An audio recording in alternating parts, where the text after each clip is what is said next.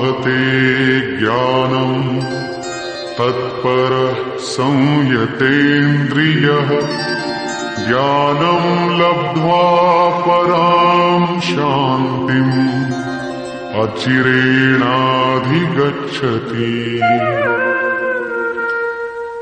श्रद्धावान तत्पर तथा संयतेंद्रिय पुरुष ही ज्ञान प्राप्त कर पाता है। भावपूर्वक जिज्ञासा नहीं है तो तत्वदर्शी की शरण जाने पर भी ज्ञान नहीं प्राप्त होगा। केवल श्रद्धा ही पर्याप्त नहीं है, श्रद्धावान शिथिल प्रयत्न भी हो सकता है। अतः महापुरुष द्वारा निर्दिष्ट पथ पर तत्परता से अग्रसर होने की लगन आवश्यक है।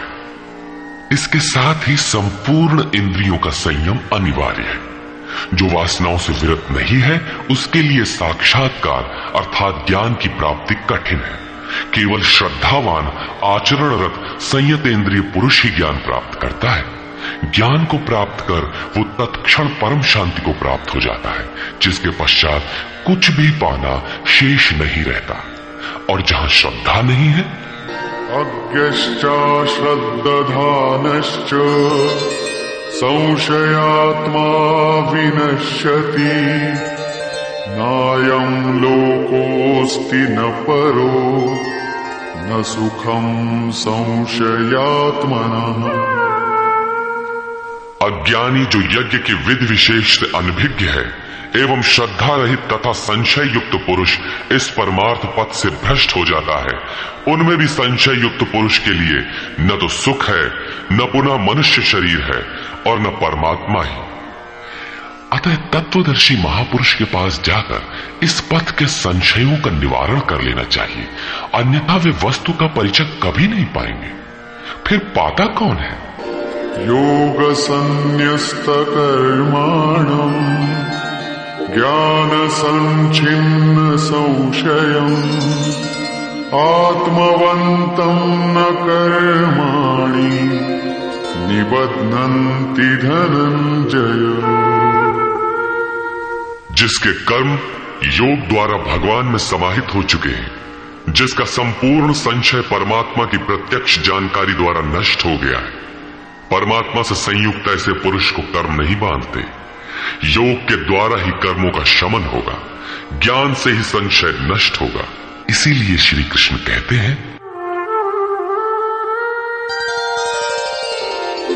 तस्मादज्ञान सम्भूतम् हृत्स्थं ज्ञानासीनात्मनः छित्त्वैनं संशयं योगम् आतिष्ठोत्तिष्ठ भारत। इसलिए भरतवंशी अर्जुन, तू योग में स्थित हो और अज्ञान से उत्पन्न हुए हृदय में स्थित अपने संशय को ज्ञान रूपी तलवार से काट युद्ध के लिए खड़ा हो। जब साक्षात्कार में बाधक संशय शत्रु मन के भीतर है तो बाहर कोई किसी से क्यों लड़ेगा? वस्तुतः जब आप चिंतन पथ पर अग्रसर होते हैं तब संशय से उत्पन्न बाह्य प्रवृत्तियां बाधा के रूप में स्वाभाविक है। ये शत्रु के रूप में भयंकर आक्रमण करती है। संयम के साथ यज्ञ की विधि विशेष का आचरण करते हुए इन विकारों का पार पाना ही युद्ध है, जिसका परिणाम परम शांति है। यही अंतिम विजय है, जिसके पीछे हार नहीं है। निष्कर्ष, इस अध्याय के आरंभ में योगेश्वर श्री कृष्ण ने कहा कि इस योग को आरंभ में मैंने सूर्य के प्रति कहा, सूर्य ने मनु से और मनु ने इक्ष्वाकु के प्रति कहा और उनसे राजर्षियों ने जाना। मैंने अथवा अव्यक्त स्थिति वाले ने कहा। महापुरुष भी अव्यक्त स्वरूप वाला ही है, शरीर तो उसके रहने का मकान मात्र है। ऐसे महापुरुष की वाणी में परमात्मा ही प्रवाहित होता है। ऐसे किसी महापुरुष से योग सूर्य द्वारा संचारित होता है। उस परम प्रकाश रूप का प्रसार सुरा के अंतराल में होता है, इसलिए सूर्य के प्रति कहा। श्वास में संचारित होकर वे संस्कार रूप में आ गए। सुरा में संचित रहने पर समय आने पर वही मन में संकल्प बनकर आ जाता है। उसकी महत्ता समझने पर मन में उस वाक्य के प्रति इच्छा जागृत होती है और योग कार्य रूप ले लेता है। क्रमशः उत्थान करते करते यह योग रिद्धियों सिद्धियों की राजर्षित्व श्रेणी तक पहुंचने पर नष्ट होने की स्थिति में जा पहुंचता है। किंतु जो प्रिय भक्त हैं, अनन्य सखा हैं, उसे महापुरुष ही संभाल लेते हैं। अर्जुन के प्रश्न करने पर कि आपका जन्म तो अब हुआ है, योगेश्वर श्री कृष्ण ने बताया, अव्यक्त, अविनाशी, अजन्मा और संपूर्ण भूतों में प्रवाहित होने पर भी आत्म माया योग प्रक्रिया द्वारा अपनी त्रिगुणमयी प्रकृति को वश में करके मैं प्रकट होता हूं। प्रकट होकर करते क्या है? साध्य वस्तुओं को परित्राण देने तथा जिनसे दूषित उत्पन्न होते हैं उनका विनाश करने के लिए, परम धर्म परमात्मा को स्थिर करने के लिए मैं आरंभ से पूर्ति पर्यंत पैदा होता हूं। मेरा वह जन्म और कर्म दिव्य है, उसे केवल तत्वदर्शी ही जान पाते हैं। भगवान का आविर्भाव तो कलयुग की अवस्था में ही हो जाता है। यदि सच्ची लगन हो किंतु आरंभिक साधक समझ ही नहीं पाता कि ये भगवान बोल रहे हैं या यूं ही संकेत मिल रहे हैं। आकाश से कौन बोलता है? महाराज जी बताते थे कि जब भगवान कृपा करते हैं, आत्मा से रथी हो जाते हैं, तो खंबे से, वृक्ष से, पत्ते से, शून्य से, हर स्थान से बोलते और संभालते हैं। उत्थान होते होते जब परम तत्व परमात्मा विदित हो जाए, तभी स्पर्श के साथ ही वो स्पष्ट समझ पाता है।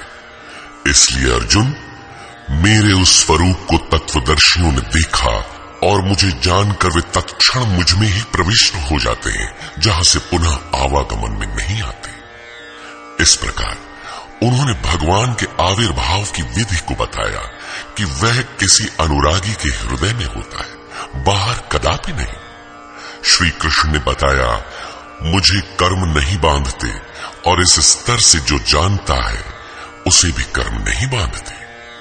यही समझकर मुमुक्ष पुरुषों ने कर्म का आरंभ किया था कि उस स्तर से जानेंगे तो जैसे श्री कृष्ण वैसा ही उस स्तर से जानने वाला वह पुरुष, और जान लेने पर वैसा ही वह मुमुक्ष अर्जुन। यह उपलब्धि निश्चित है यदि यज्ञ किया जाए। यज्ञ का स्वरूप बताया, यज्ञ का परिणाम परम तत्व परम शांति बताया। इस ज्ञान को पाया कहां जाए? इस पर किसी तत्वदर्शी के पास जाने और उन्हें विधियों से पेश आने को कहा, जिससे वे महापुरुष अनुकूल हो जाए। योगेश्वर ने स्पष्ट किया कि वह ज्ञान तू स्वयं आचरण करके पाएगा, दूसरे के आचरण से तुझे नहीं मिलेगा। वह भी योग की सिद्धि के काल में प्राप्त होगा, प्रारंभ में नहीं। वह ज्ञान अर्थात साक्षात्कार हृदय देश में होगा, बाहर नहीं। श्रद्धालु, तत्पर, संयतेंद्रिय एवं संशय रहित पुरुष ही इसे प्राप्त करता है। अतः हृदय में स्थित अपने संशय को वैराग्य की तलवार से काट। यह हृदय देश की लड़ाई है। बाह्य युद्ध से गीतोक्त युद्ध का कोई प्रयोजन नहीं है। इस अध्याय में योगेश्वर श्री कृष्ण ने मुख्य रूप से यज्ञ का स्वरूप स्पष्ट किया और बताया कि यज्ञ जिससे पूरा होता है उसे करने अर्थात कार्य प्रणाली का नाम कर्म है। कर्म को भली प्रकार इसी अध्याय में स्पष्ट किया। अतः ओम तत्सदिति श्रीमद् भगवद गीता सूपनिषत्सु ब्रह्म विद्यायाम योग शास्त्रे श्री कृष्ण अर्जुन संवादे यज्ञ कर्म स्पष्टीकरण नाम चतुर्थो अध्यायः।